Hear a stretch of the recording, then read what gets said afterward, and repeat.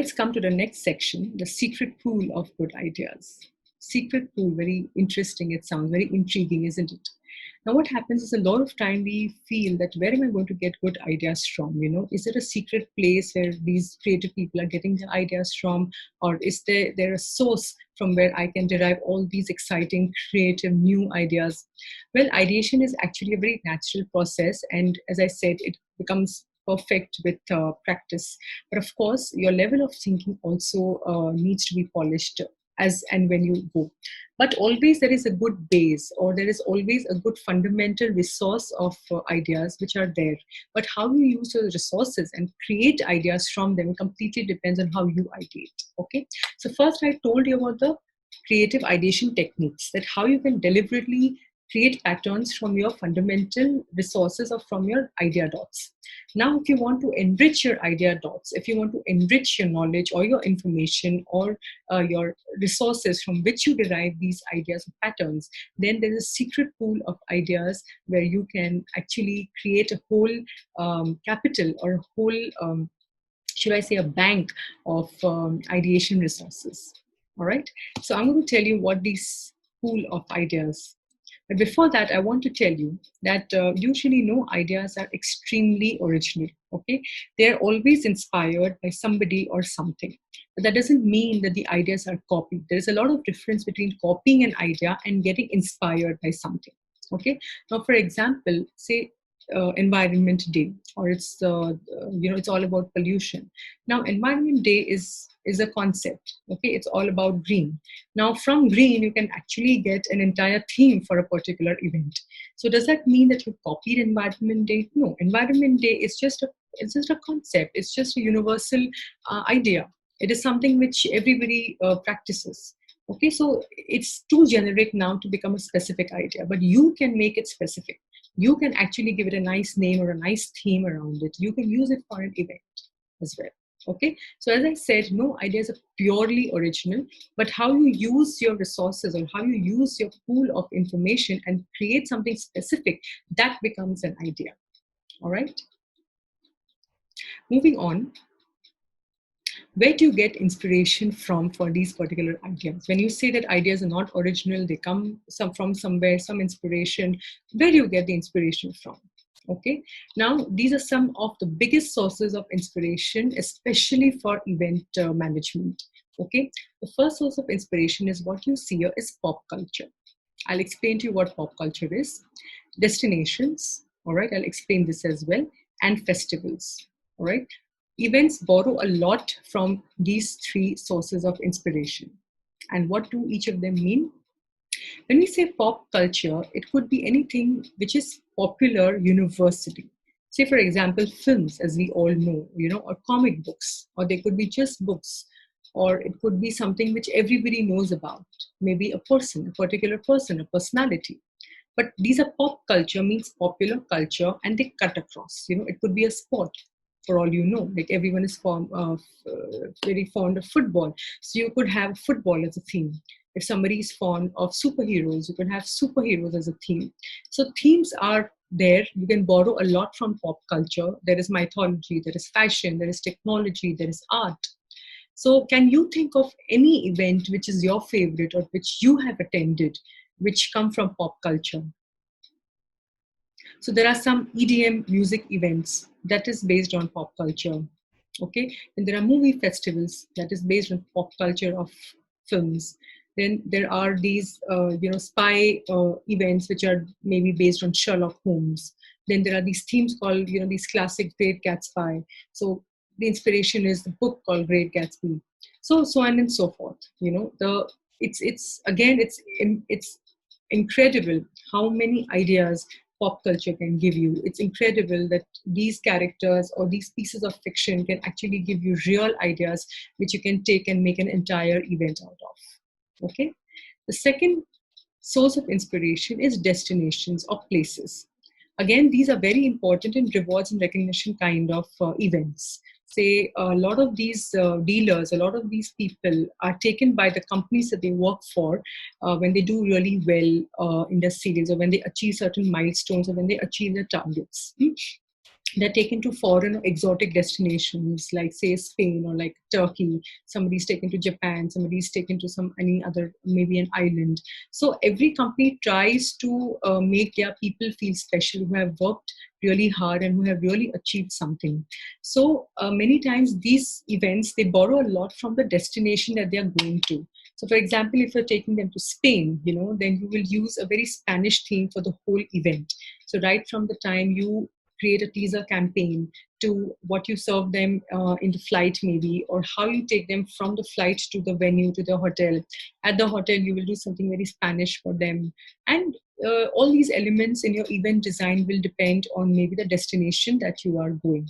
Okay, so countries, places, that would be one type of destination. The second type of destination, or a place, not exactly a destination, but a place, is say like an airport. Okay, so many times, some events take inspiration from this whole airport look and feel, and they will give you a boarding pass as a ticket, and then they will have flight attendants, and then maybe the ambience will be made to look like you're inside a flight. Maybe they will serve you as if you are in an airplane. So it completely depends on what your event is. You can actually use destinations as a theme, or maybe say a village or a farm. Even that is also a great, it's a concept actually. And nowadays it's very popular because more and more people are getting eco-friendly and they want to go back to the roots. So even if you're doing an event in a banquet hall, you can actually create an entire setup of a village or a farm, if it suits your theme or if it suits your objective. And you can make it a destination event as well. Isn't it interesting and exciting? And it completely opens up an entire avenue of new and fresh ideas. So maybe there's a destination that you have traveled to very recently, and you can actually sit at home and to practice how to ideate or how to crack a theme. You take the destination, see what all you have seen there, what you have eaten, what kind of culture, what kind of festivals you have seen there. Maybe you have experienced something unique, and create an entire event concept based on your experience of that particular destination. Maybe you traveled to France, or maybe you traveled to Turkey, or maybe you traveled to Sri Lanka, any country, wherever you have gone. Just make an event concept based on the experiences that you've had over there. And then you see such a beautiful theme you can create.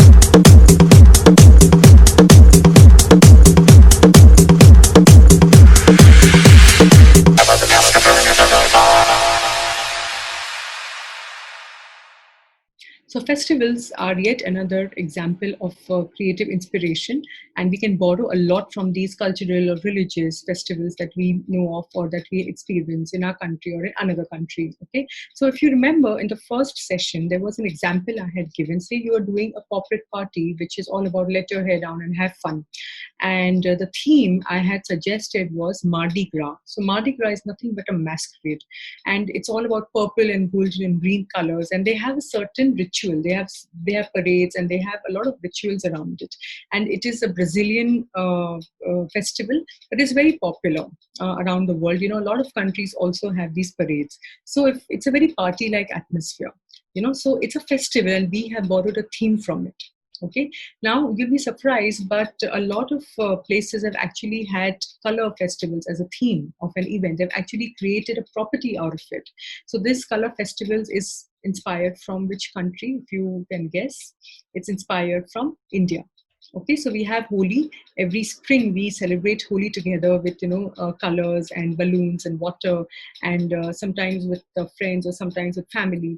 So this festival has actually been a source of inspiration for a lot of color festivals. There are some which are held in Goa. There's something which is held in Jaipur, and so on and so forth.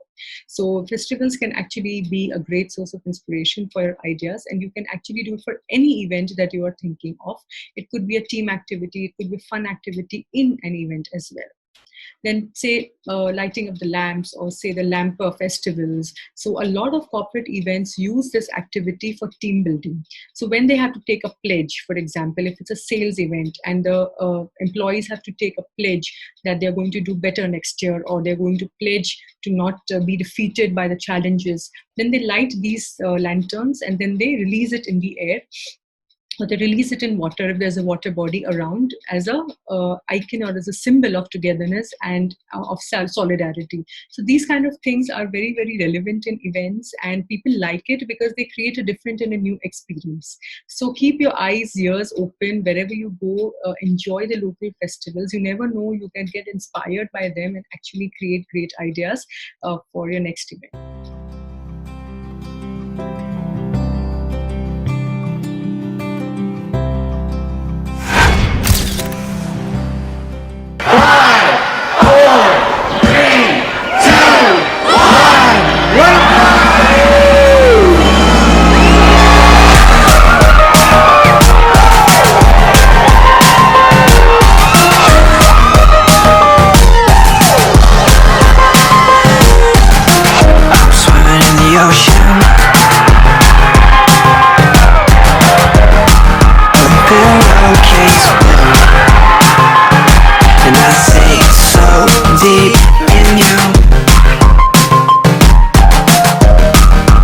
Save me out now.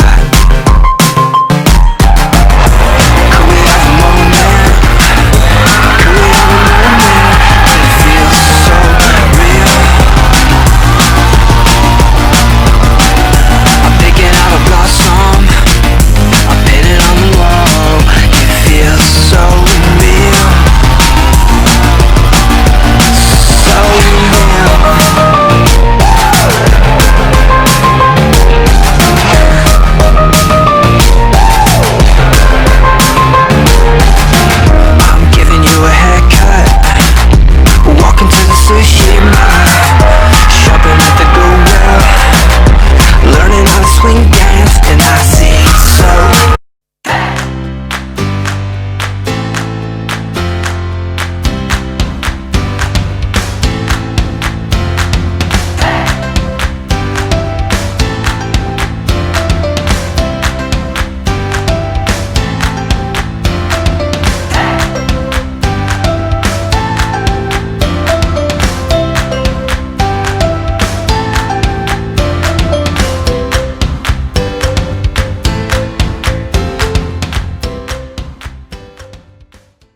The other sources of inspiration that we're going to quickly touch upon are nature. Nature means, eco-friendly, or it could be about earth, or it could be just about greenery or trees or plants. It could be anything around nature. Okay, it could be a particular special character, like ninjas are special characters, samurais are special characters, and these are universally known. Okay, then you have these Valkyries, they are special characters. They don't really exist anymore, but they are historic, and you never know, if you want to do an interesting event which is all about history, maybe you can use that as well as a source of theme. Sometimes people inspire. So Martin Luther King, as you see his photo, he could also be a source of inspiration for an event. The words that he said, the quotes that he gave could help in giving you a lot of content, a lot of communication for your event. Then other concepts like yoga. Okay, so yoga could be actually a theme. Time, for example, time travel is a theme. Food can give you different kind of cuisines and festivals. Then places like schools, spas, museum. You can actually have an event at a museum. A lot of brands really like to think different, or depending on the occasion. So if, say for example, a brand is celebrating 50 years or 100 years of their being, then what is a great unique place to do an event? It's a museum, because a museum actually showcases all the old and vintage things. Okay, so you can actually think different, think, innovate, ideate. Anything is possible. Collectives like toys, stationery, religion, even toys are a great theme to have. So if you're doing a family day, maybe you can do it around toys, because children are going to be there. So there are ample number of phenomena, idea dots, which are all around you. You just have to open your eyes, you just have to open your thinking, your mind, and observe, and try and connect the dots, that yes, this can actually work for my event or not. The third secret pool of resources is reading and researching. See, sometimes you do not know what you have read might come in play. Like, the other day I was reading a book on storytelling, the 7 plots of storytelling. And from that, I actually created an entire module of how do you create new stories from these 7 plots. Okay, so you never know what you read might be useful, or what might come in play, because everything is information, everything is an idea, a latent idea, a potential idea, and you won't even know it till you actually use it. Okay, so reading helps. Read newspapers, read magazines, read articles. Don't just limit yourself to only social media. Of course, social media is a great source of inspiration. If you're doing social media, yes, you can see a lot of Pinterest and Instagram, because they also have really inspiring ideas, and they also have a lot of decoration ideas which you can use for your design. But do not copy, just adapt. Maybe you can get some unique, innovative thoughts from what you see over there on social media as well. But keep reading. Reading really helps, and keep researching. Dig into the internet for references, insights, because you never know that something which might be useful for you might be there in a blog or an article of some another wedding planner, which is absolutely okay. Now you might think that if anybody else has already done it, how is it that I'm going to do it originally, or how is it that I will do it creatively? Well, this is all about inspiration and not about copying. So if somebody has already done a theme like that, it doesn't mean that you cannot do it differently. Okay, the sources of inspiration are not their own. For example, if someone has done a Harry Potter theme, the Harry Potter is not their original idea, but the way they do it will probably be very different from the way you do it. So how original you can make it completely depends on you.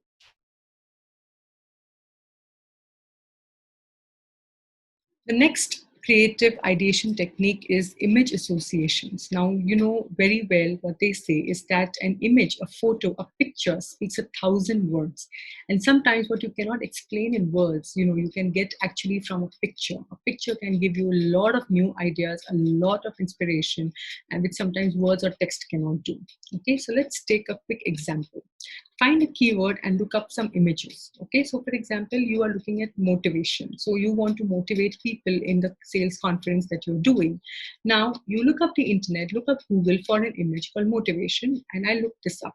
Okay, now this image is called, has a tagline called turbocharge your motivation. Now, how did this help me?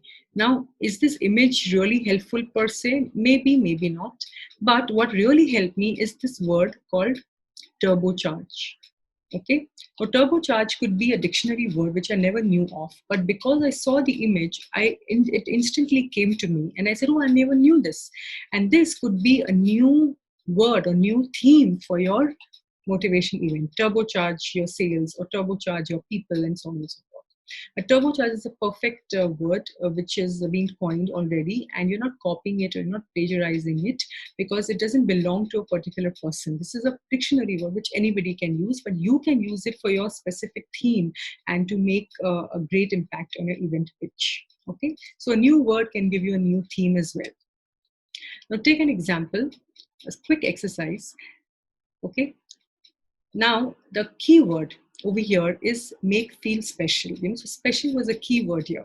So a lot of these events where you have to make your people feel special, the employees feel special, at your annual conference because they've done well, or the sales people feel special because they've done well. So making feel special is a very important thing in a lot of events, a lot of corporate events. Now when I searched up special, I got this image. It's an image of a vintage car. Now, it's an image of a vintage car, and these vintage cars are really priceless. Okay, they're very exclusive and they're not available readily with everybody. Okay, it's not like a private car, but it's a collection. Like there are a lot of people who like to collect vintage cars, and these are not available nowadays. These are like 50s and 60s. So they are a masterpiece in themselves. They're very exclusive. Now, if you want to make these people feel special, okay, now say you have CXO level people and you have people who would appreciate something like this, then why not get a vintage car rally, or you can get a set of vintage cars, or you can have an event around vintage cars. You never know what can work. And there are some vintage car rallies. There are people who collect vintage cars, and you can actually have an event, where you can showcase them. Maybe you can have a museum of vintage cars. There are a lot of options and a lot of ideas that you can get from one particular photo, because you know that this means that something is special, and you can make them feel special with this, right? So image associations really work well. And now these were some techniques, and these were some resources of creative ideation. Now, a lot of theory, a lot of ideas, a lot of things I have shared with you. But the next question you will ask is, how do I actually put it all in practice? How do I apply it when I'm actually working somewhere or when I'm actually ideating? So we'll come to that in the next session. But before I end this session, I want to just quickly give you a run up to the next session, how you're going to practically put these theories together. The first thing when you ideate, ideation is a process. When you're ideating for an event, it's a process. What is the process? The first thing that you need to do in event ideation is to decode the brief. But what do you mean by decoding the brief? What is a brief, and what does it mean to decode it? So in short, if I have to tell you now, a brief means a set of details which a client will give you, which will tell you all about what is expected of you in that event. So who is the event for? Why are they doing it? What is the problem that we need to solve? What is the budget? And many questions will be answered. And based on the details that they give, you have to come up with a theme and an entire event design which fits that particular brief. Okay, and when you say decoding, means you have to understand what you're supposed to do, or you're supposed to crack the brief. So creative ideation is exactly like cracking it open, that you don't know what idea will work or what will not work. See, anybody can think of what venue we can do and what food we can do. Those are very fringe things. Okay, but the creative idea is the main thing that is going to win the business or not for you. So you have to decode the brief to get you a great idea. And how to decode the brief, we will learn later in the next session. Okay, moving on. Once you decode the brief, you will get a direction. Okay, you will get a direction to think that this is the way I need to think. These are the ideas that I need to kind of consider. This is the way of ideating, and so on and so forth, which again I will explain to you. And then your ideation to pitch process. So once you get ideas, you have to develop the idea in such a way that you can actually go to the client and present or pitch to them with all your ideas and with all your entire set or entire deck that you have created, with the designs, with the costs, whatever you have prepared for it. So this process we'll talk about with a case and example in the next session. But I hope that this will help you now ideate. This we will put in practice when we talk about how to decode the brief and how to create a pitch winning idea. With that, we end the session. Let's quickly recap. In this session, we spoke about techniques of creative ideation. There are some 4 or 5 techniques that I have shared. I hope you remember them. It's brainstorming and rapid ideas and step laddering and so on and so forth. And the second is sources of ideas, inspiration, like where you can get ideas from. So you can get it from pop culture, or you can get it from festivals, you can get it from where else? Think destinations, you can get it from phenomenon, venues, places, anything. Okay, so you have all your resources I have shared. Please go and apply them, and try and create your own sources of inspiration. Maybe you get inspiration from somewhere else. Maybe you get an inspiration by taking a walk on the beach, or maybe you get inspiration by looking at people. Please share your inspiration resources also for with different people, with me as well, and we can add it to our own secret pool of great ideas. So thank you very much. Hope you have enjoyed the session and understood it. And in the next session, we are going to discover in detail how we are going to decode the brief and how we are going to use these techniques into actually creating a pitch winning concept or a pitch winning idea. See you in the next session.